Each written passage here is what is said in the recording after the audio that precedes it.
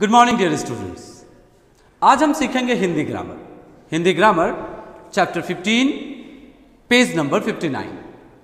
इस चैप्टर को सीखने से पहले आप अपना जो हिंदी ग्रामर की जो किताब है, जो हिंदी ग्रामर बुक है, उसे अपने पास रख लीजिए।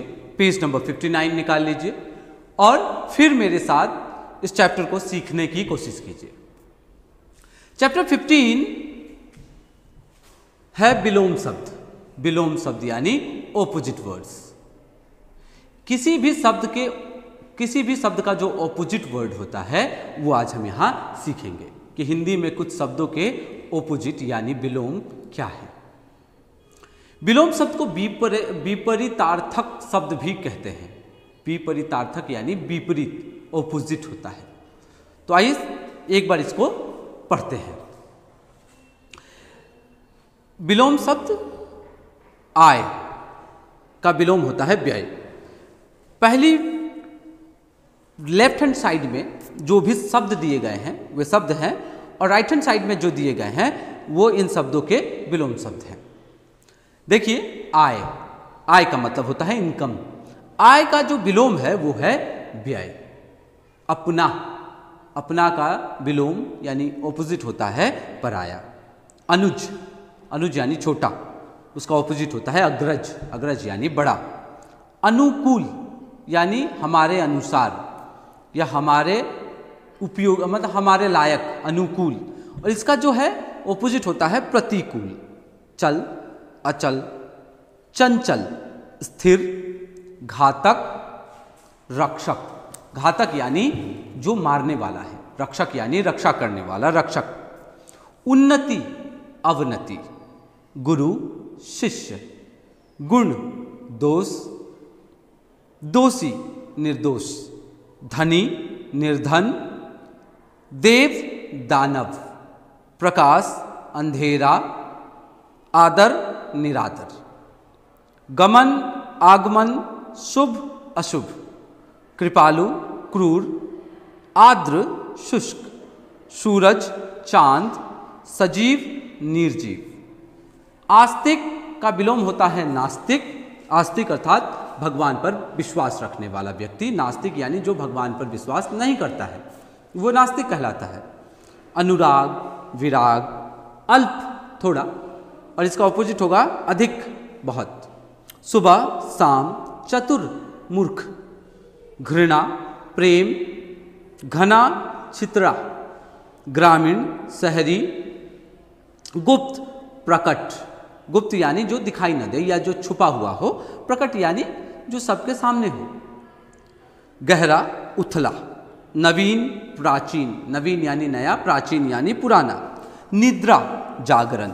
दुर्लभ, सुलभ। दुर्लभ यानी जो मुश्किल से मिले, सुलभ यानी जो आसानी से मिल जाए। हर्ष, शोक। हर्ष, दुख, हर्ष, आनंद, शोक, दुख। अमीर, गरीब। खरा, खोटा। कृत्रिम, प्राकृतिक। कोमल, कठोर। आगत, अनागत।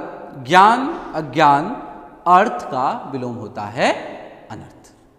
तो ये है चैप्टर 15 विलोम शब्द। ये जो विलोम शब्द दिए गए हैं जिसे मैंने अभी पढ़ा और आपको बताया, इन विलोम शब्दों को आप इस वीडियो को देखकर सही तरीके से पढ़ना सीख सकते हैं और इन विलोम शब्दों को सीख भी सकते हैं कि किसी भी शब्द का विपरीत यानी ऑपोजिट वर्ड क्या होता है। यहाँ पे कुछ बस गिने चुने कुछ शब्द दिए गए हैं। आप इन्हें इस वीडियो के जरिए, इस वीडियो की सहायता से बिल्कुल आराम से सीख सकते हैं। अब आइए सीखते हैं चैप्टर 17। चैप्टर 17 में है अनेक शब्दों के लिए एक शब्द, यानी बहुत सारी, मतलब ये अनेक शब्दों के लिए एक शब्द में क्या होता है कि हम किसी बहुत सारे लंबे शब्दों को एक छोटे से एक शब्द में प्रकट करके बताते हैं। जैसे उदाहरण के तौर पे, जिस पर विश्वास न किया जा सके। इसमें कई शब्द हैं, जैसे जिस पर विश्वास न किया जा सके, ये सब एक एक शब्द है। जिस एक शब्द है, पर एक शब्द है, विश्वास, ये सारे शब्दों का जो मतलब बनता है, जिस पर विश्वास न किया जा सके, इन सारे शब्दों का जो मतलब बनता है उसे एक शब्द में हम कहेंगे अविश्वसनीय। जिस पर विश्वास न किया जा सके वो अविश्वसनीय। जो कभी ना मरे, जो कभी मरता नहीं है, वो होगा अमर। काम से जी चुराने वाला, कामचोर। जिसकी कोई उपमा ना हो, उपमा यानी तुलना, कंपेयर, जिसका कोई कंपेयर, जिसका किसी के साथ कंपेयर नहीं किया जा सके, जिसका कोई कंपैरिजन नहीं हो, उसे, जिसकी कोई उपमा ना हो, उसको कहते हैं अनुपम। अच्छे चरित्र वाला, जिसका कैरेक्टर अच्छा हो, उसे कहते हैं सच्चरित्र। अधिक बोलने वाला, जो व्यक्ति बहुत ज़्यादा बातें करता है, उसको बातूनी या वाचाल कहते हैं। हित चाहने वाला, जो भला चाहता हो, उसे हितैषी कहते हैं। सब प्रकार की शक्तियों से संपन्न, जिसके पास सभी प्रकार की शक्तियां हैं, उसे सर्वशक्तिमान कहते हैं। अपने पर बीती हुई, आप बीती, जिसका कोई आधार ना हो, निराधार। ईश्वर में विश्वास रखने वाला, आस्तिक। ईश्वर में विश्वास न रखने वाला, नास्तिक। स्कूल में पढ़ने वाला, विद्यार्थी। इस रात में घूमने वाला, निशाचर। जिसका कभी नाश ना हो, अविनाशी। जिसका कभी नाश ही ना हो, अविनाशी। जिसकी कोई सीमा ना हो, असीमित या असीम। आंखों के सामने होने वाला, प्रत्यक्ष। जो दिखाई न दे, अदृश्य। दृश्य यानी दिखना, अदृश्य यानी नहीं दिखना। सो जो दिखाई न दे वो है अदृश्य। जो सबका प्रिय हो, सर्वप्रिय। जिसके समान कोई दूसरा ना हो, अद्वितीय। जिसे माना न जा सके, अज्ञेय। जिसकी कल्पना न की जा सके, अकल्पनीय। दो या अधिक नदियों के मिलन का स्थान, संगम। जानने की इच्छा, जिज्ञासा। धरती के चारों ओर फैली हवा, वातावरण। कम बोलने वाला, मितभाषी। दूसरों पर उपकार करने वाला, परोपकारी। जो पहले हो चुका हो, भूतपूर्व। 15 दिन में एक बार होने वाला, पाक्षिक। जो सब कुछ जानता हो, सर्वज्ञ। जो मीठा बोलता हो, मधुरभाषी। ये थे कुछ अनेक शब्दों के एक शब्द। इन अनेक शब्दों को एक शब्द में हम इस प्रकार से बोल सकते हैं। आप इस वीडियो के जरिए पेज नंबर 61 और 62 में जो भी अनेक शब्दों के लिए एक शब्द दिए गए हैं, इन्हें आप पढ़ना सीख सकते हैं। इस वीडियो को थोड़ा गंभीरता से लीजिए, इस गंभीरता से देखिए। और मैंने सभी शब्दों को जिस प्रकार से, मैंने सभी शब्दों का जिस प्रकार से उच्चारण किया है, जिस प्रकार से मैंने इन्हें प्रोनाउंस किया है, आप उसी तरीके से इन्हें प्रोनाउंस कर कर सीख सकते हैं।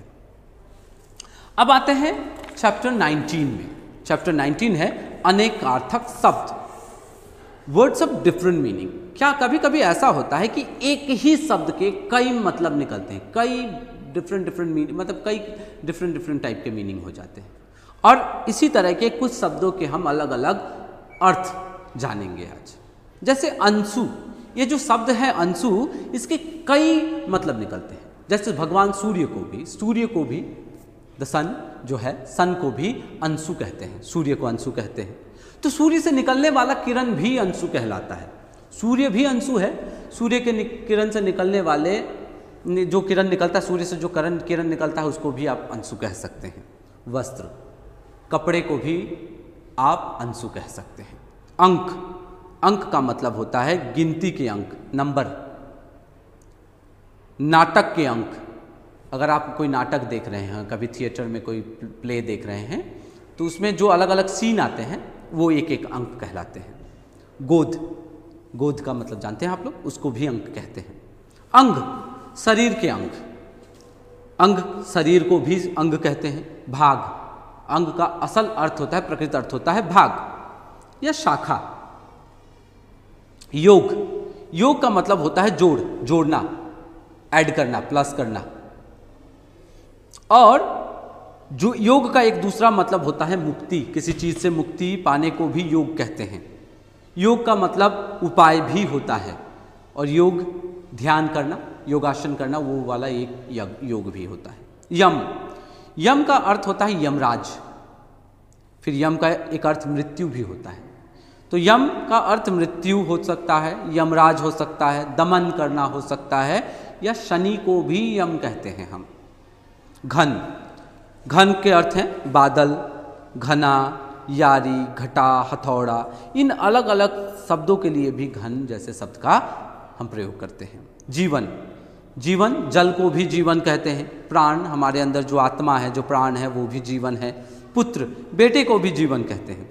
वायु, हवा को भी जीवन कहा जाता है। और जिंदगी जो जीवन है उसे तो जीवन कहते ही हैं।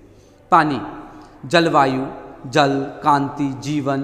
पानी के भी अलग अलग अर्थ हैं। जल, एक तो जल है, जलवायु यानी जो भी क्लाइमेट है उसको भी कहते हैं। और जो कांति यानी सुंदरता को भी, कांति अर्थात सुंदरता, उसको भी पानी कहते हैं। जीवन और जीवन को भी, जिंदगी को भी पानी कहा जाता है। अंबर, अंबर का अर्थ होता है आकाश। कपड़े को भी अंबर कहा जाता है। परिधि, किसी एक एरिया को भी, परिधि एक एरिया को अंबर कहते हैं। और अंबर का अर्थ एक भी होता है। गुण, सील, रस्सी, स्वभाव, धनुष की डोरी, इन सभी चीज़ों को गुण कहते हैं। ईश्वर, स्वामी, भगवान, अमीर, अमीर व्यक्ति को भी, मालिक को भी, भगवान को भी ईश्वर कहते हैं। दल, समूह, सेना, हिस्सा, पक्ष, भाग। घर का मकान, कमरा, कार्यालय, बैठने का स्थान। प्रकृति, संसार, स्वभाव, माया, परमात्मा, शाश्वत। इन सभी प्रकृति के ये अलग अलग अर्थ हैं। पद, पैर को भी, पाँव जो है पैर, पाँव को भी पद कहते हैं। पदवी, पद का एक अर्थ होता है पदवी, पोजीशन भी होता है। शब्द, शब्द यानी वर्ड जो होते हैं, वर्ड्स को भी पद कहते हैं हिंदी में। अधिकार यानी जो हमारा अधिकार होता है किसी चीज़ पे, उसे भी पद कहते हैं। पतंग, कीट, कीटाणु, कीट यानी जो इंसेक्ट्स होते हैं उनको भी पतंग कहते हैं। सूर्य को भी पतंग कहते हैं। पक्षी को भी, पक्षी यानी चिड़िया को भी पतंग कहते हैं। टिड्डी एक तरह का इंसेक्ट है, उसे भी पतंग कहते हैं। निशाचर, राक्षस को, सांप को, उल्लू को, चोर को, इन सभी चीज़ों को निशाचर कहा जाता है। नित्य, नित्य यानी प्रतिदिन, रोज। नित्य का अर्थ अविनाशी, जिसका विनाश नहीं हो उसे भी नित्य को, उस अविनाशी को भी नित्य कहते हैं। हमेशा, जो रोज हो। प्रतिदिन और हमेशा का अर्थ लगभग एक ही होता है। तो ये थे आज के हमारे ग्रामर के सीखने वाले कुछ चैप्टर्स, चैप्टर 15, 17 और 19। चैप्टर 15 में हमने सीखा विलोम शब्द, कुछ शब्दों के विपरीत अर्थ क्या होते हैं ये हमने सीखा। कुछ शब्दों के विपरीत जो शब्द होते हैं, ऑपोजिट जो वर्ड्स होते हैं, उन्हें सीखा। चैप्टर 17 में हमने सीखा अनेक शब्दों के लिए एक शब्द, अनेक शब्दों को एक शब्द में कैसे प्रकाशित करें उसे सीखा। और चैप्टर 19 में हमने सीखा अनेकार्थक शब्द, यानी एक ही शब्द के अनेकों ढेर सारे शब्द। तो ये थे आज के हमारे मूल चैप्टर्स 15, 17 और 19। अब चैप्टर 15 है, आप उसे पेज नंबर 59 पे जाकर पढ़ सकते हैं। इस वीडियो को देखते वक्त पेज नंबर 59 जरूर निकाल लें और पेज नंबर 59 निकाल कर विलोम शब्द क्लियर कर लें। फिर पेज नंबर 61 और 62 से आप अनेकार्थक जो अनेक शब्दों के लिए एक शब्द है उसे सीख सकते हैं। और पेज नंबर 64 पर आप अनेकार्थक शब्द सीख सकते हैं। पर इस वीडियो को जब आप देखने के समय, देखने से पहले आप अपना जो ग्रामर बुक है उसे अपने पास रख लीजिए और इन पेजेस को निकाल कर एक के बाद एक ये जो भी चैप्टर्स हैं उन्हें ठीक से क्लियर कर लीजिए।